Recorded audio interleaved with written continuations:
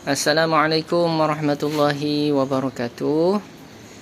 Di sini saya nak berkongsi satu penyelesaian masalah bagi sebuah mesin basuh bernama Haier.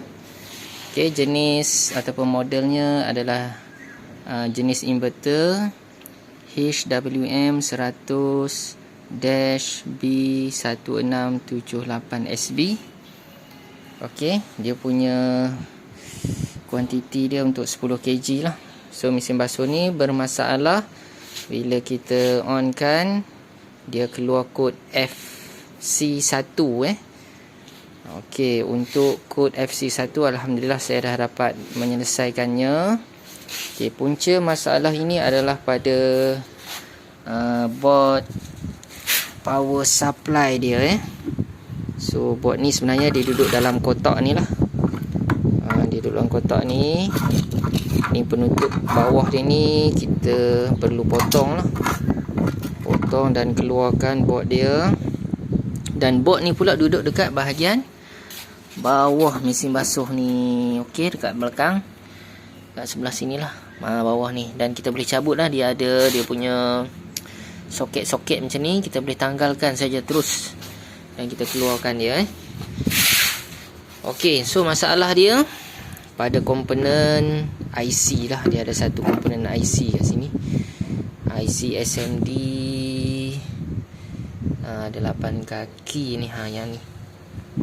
Okey, mungkin yang ni driver dia lah untuk hidupkan power supply. Jadi hati-hatilah bila nak potong. Jadi saya dah potong, dah terkena dah.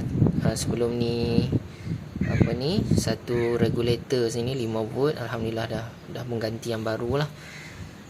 Okey, so bila kita ganti saja IC tu, lampu dekat dia ada satu lampu LED dekat sini. Ni lampu LED ni lampu LED ni akan menyala. Kalau dia rosak, lampu LED ni tak menyala ni. Okey, saya tunjukkan contoh Okey, saya on. Okey. So bila kita on, sepatutnya lampu ni dia menyala macam ni Okey, ni menunjukkan bahawa board ni telah hidup lah.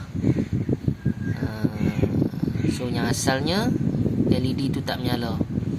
Alhamdulillah dapat selesai masalah ni.